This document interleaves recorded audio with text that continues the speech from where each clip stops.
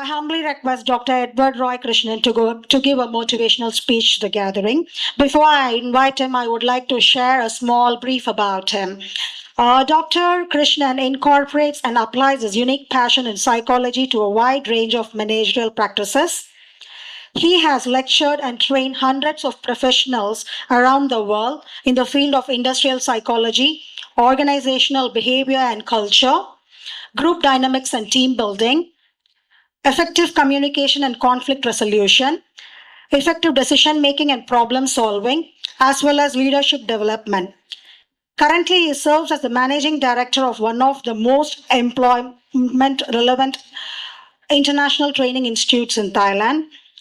He also serves as the board of Executive Professional Training Center Malaysia as its vice chairman, as well as a counseling director of academics and business development. He has published 4 books and hundreds of articles in Bangkok Post. He was recently acknowledged and recognized for his outstanding management, leadership, and entrepreneurial skills. He has trained more than 5,000 professionals worldwide in the area of people development and creation of winning. Let us put our hands together to welcome Dr. Krishnan, founder and director of General School from Paris. Welcome, sir. So many speeches. I know you're tired. I am tired. And now it's 12 o'clock. What a timing for me. Very bad luck. Okay, so before you throw eggs at me, I should say whatever I want to say and sit down.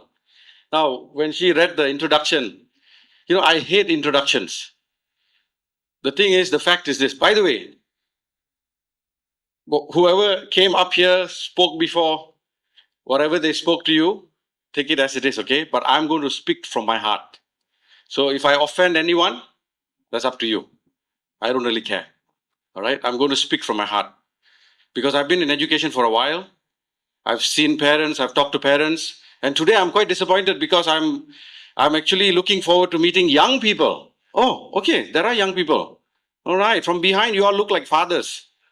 But now I realize, okay, young people are there. Okay, I'm very glad now. You see, I'm smiling again. Hope came back. All right. Because I prepared the speech, which I'm not going to read, by the way, for young people. But it's not just a speech for young people, but also for the parents as well as teachers, if you're here.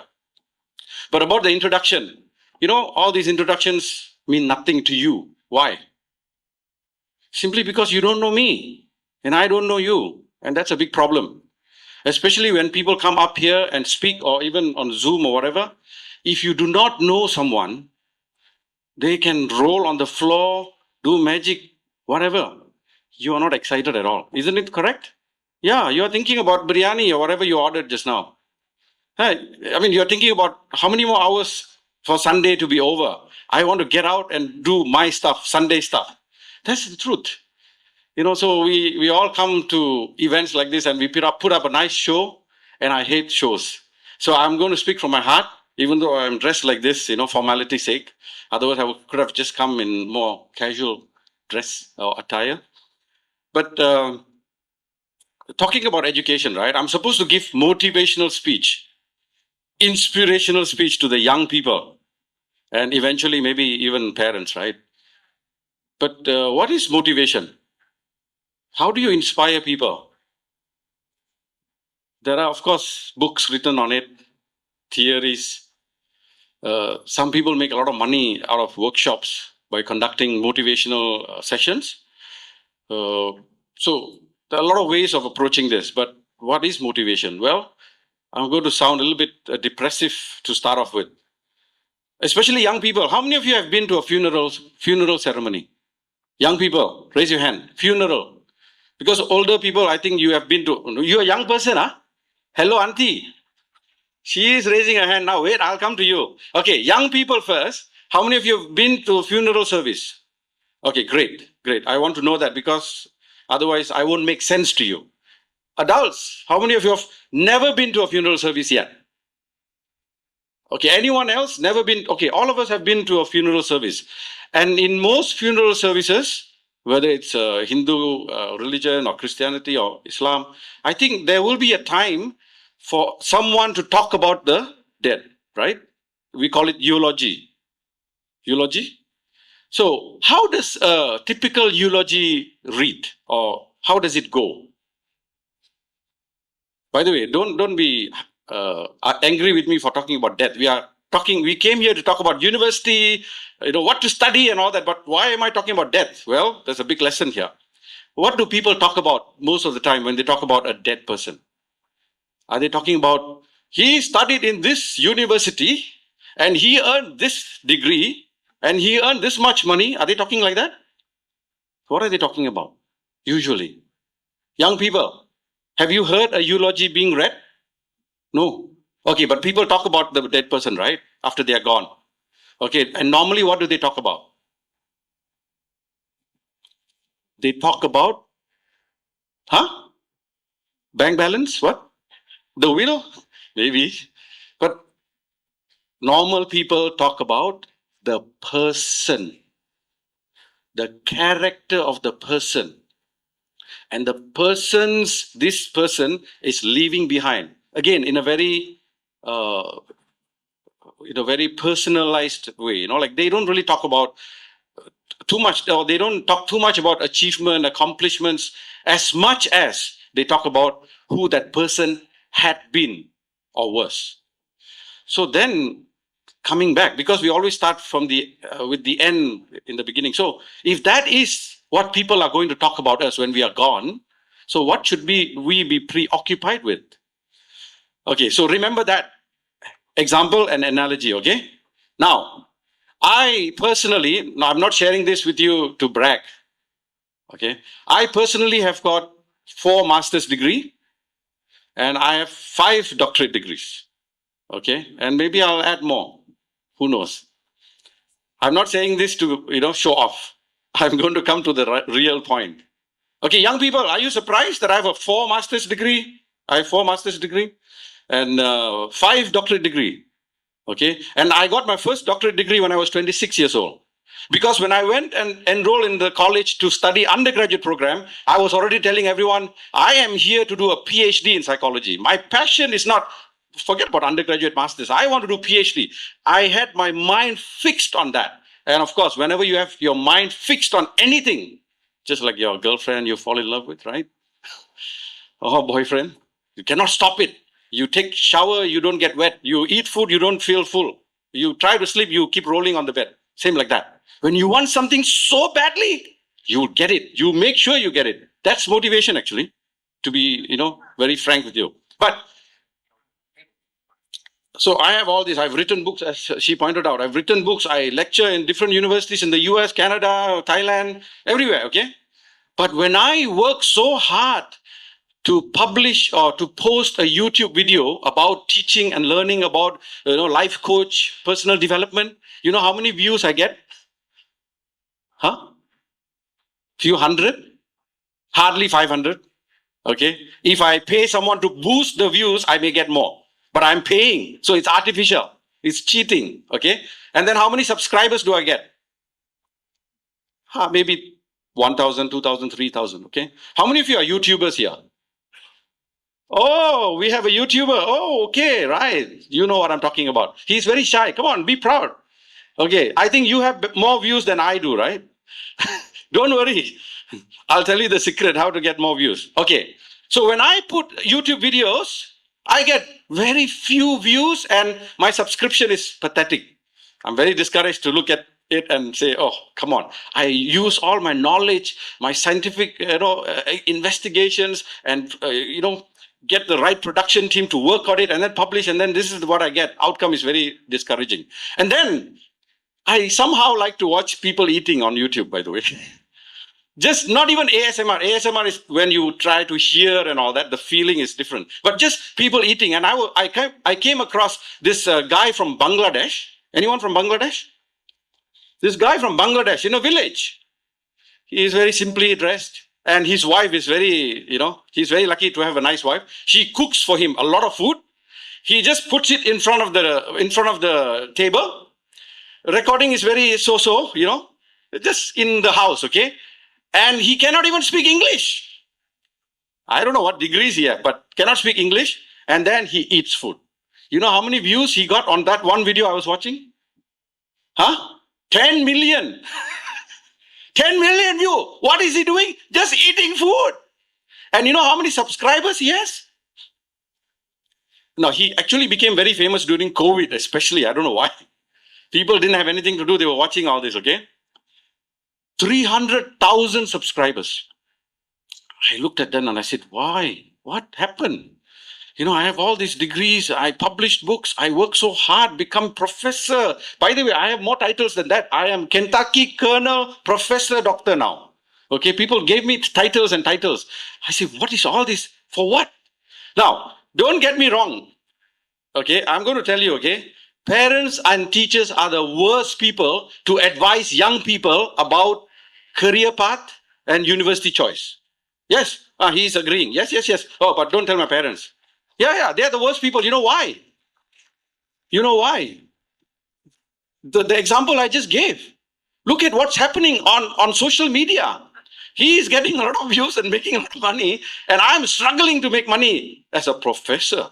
Wow, I'm not struggling to make money, by the way. That's just joke. I'm exaggerating. But there's a difference here. Okay, so parents, please don't go to your children and say, in my day, during those days, when I was a child, no. The times have changed completely. You do not go and talk to your children like that anymore.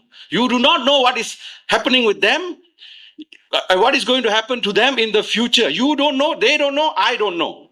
Okay? But, of course, that doesn't mean that we should not be prepared.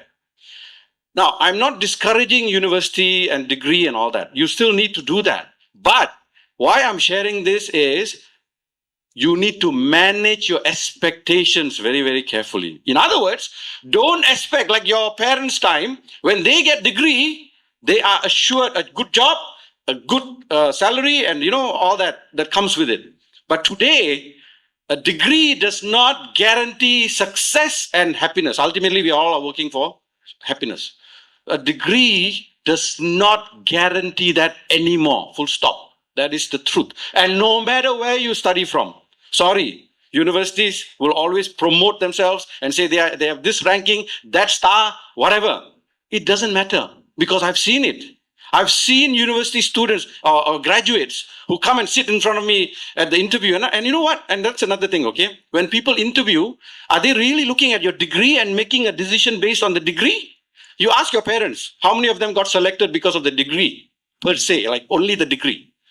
Or do employers even take a look at your transcript? Some of you are hiring also, right? And you're firing and hiring.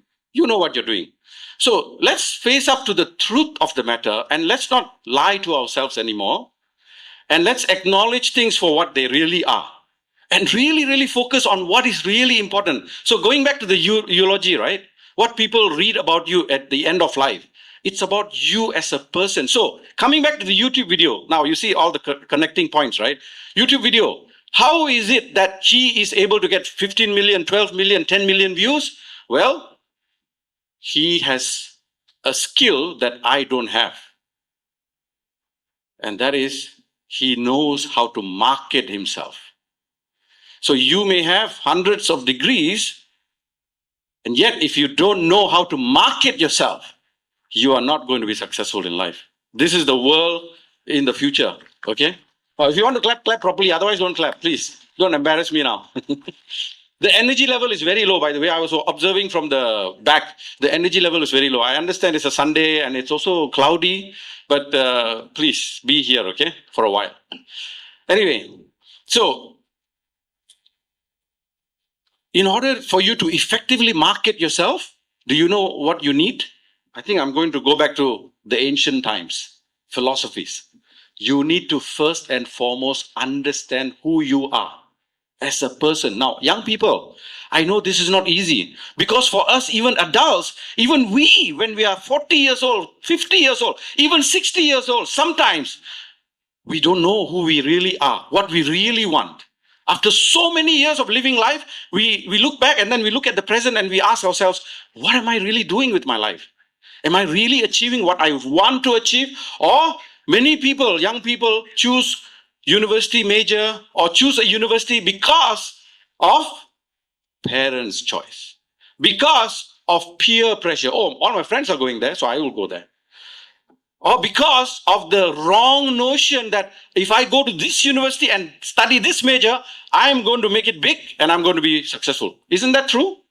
Yes, this is what happens. But this is all very random decision making. So she talked about me advising people about decision making, problem solving. Very simple. You have to be very deliberate. You have to be very conscious about your decisions, about university, about college. But more than all that, or even before all that, as I said, you need to learn to market yourself. And how you market yourself? First and foremost, the prerequisite is you need to understand yourself. And I'm very sad, okay, until today, psychology is a course in American international schools that is given as an elective. Forget about British curriculum, Singapore curriculum, all other curriculums. They don't even teach psychology. I believe psychology should be taught since kindergarten, preschool, kindergarten, some way or the other. Because if not, I mean, we teach math, we teach geography, we teach science, we teach everything, all the subjects. But we don't teach our pupils, our students about themselves. Who is the learner, by the way? It is them. But they don't understand themselves. They don't understand how their brains are working. And so sometimes when they fail, it's not because they are less intelligent than other students or stupid. No.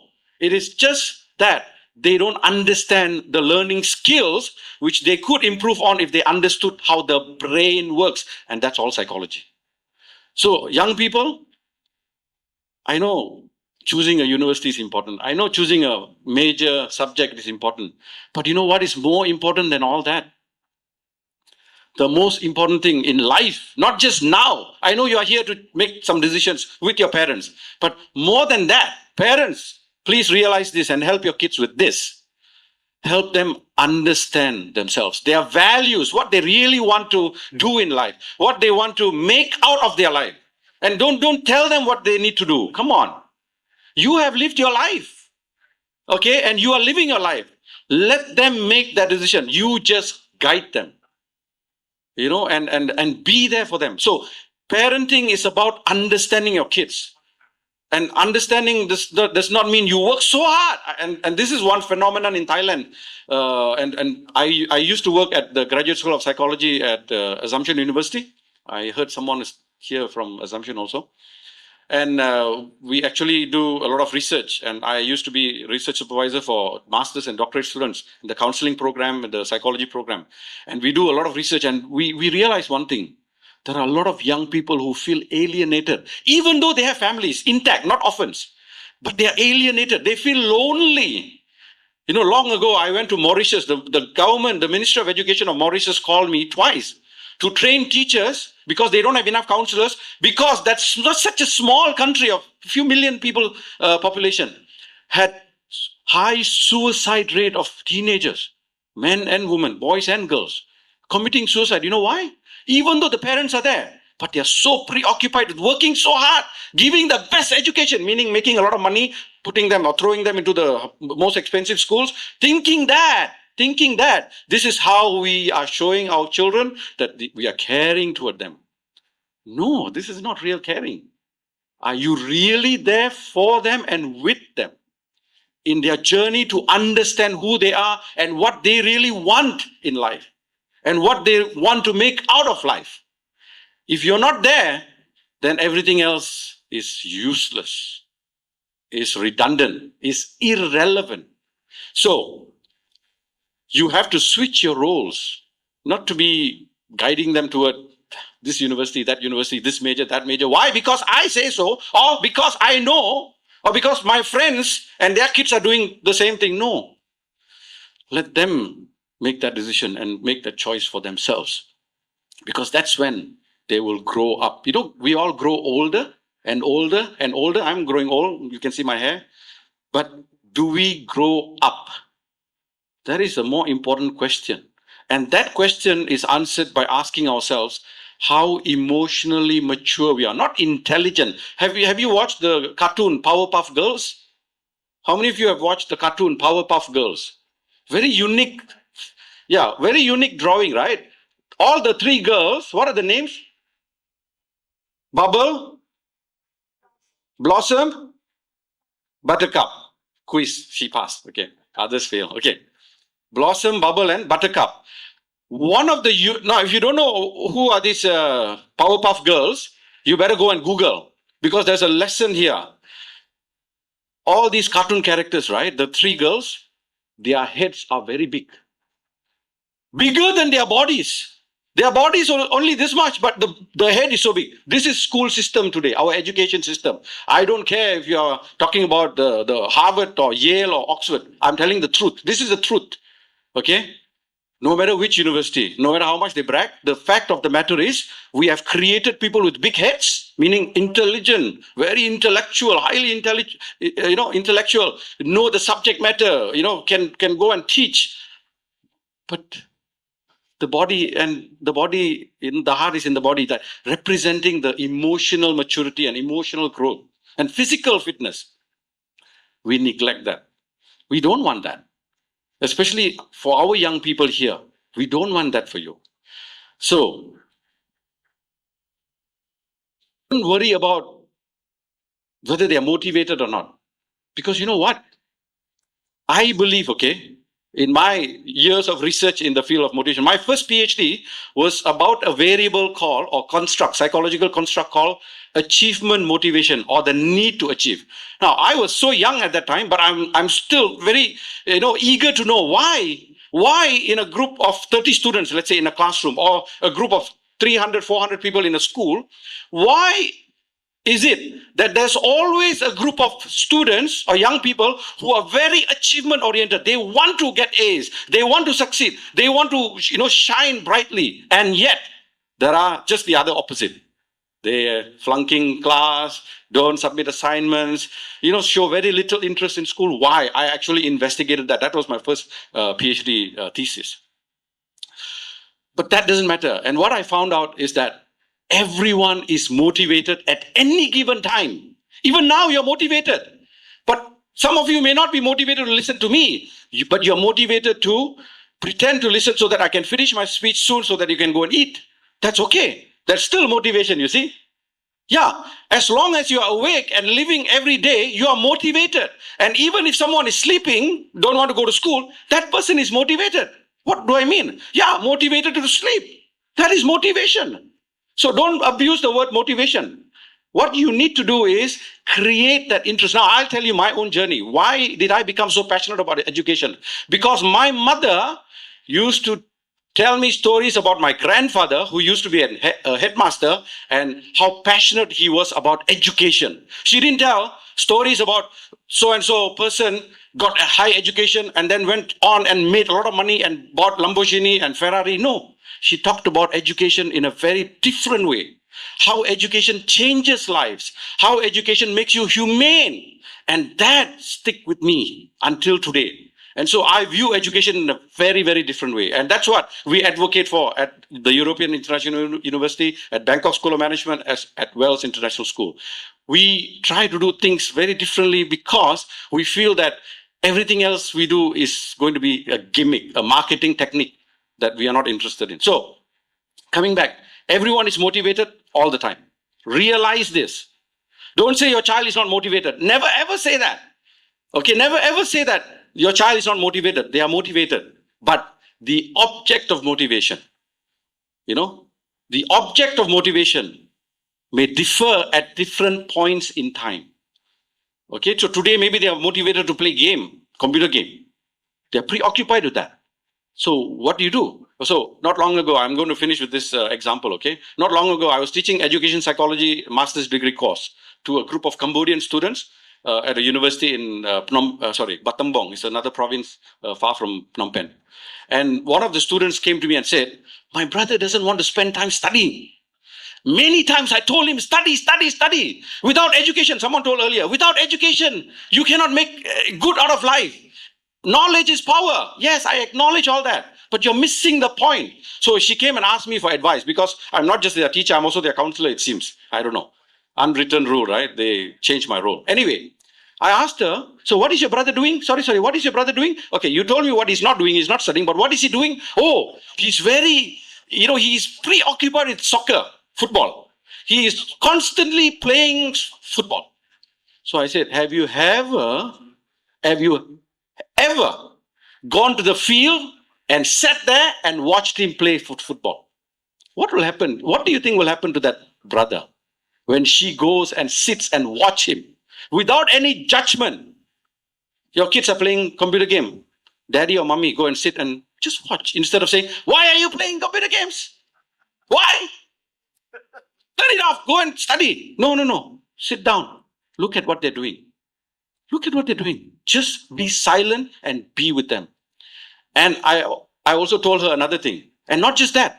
When he comes back, you sit down with him, right? Eating dinner together. You ask him, "So how was your match?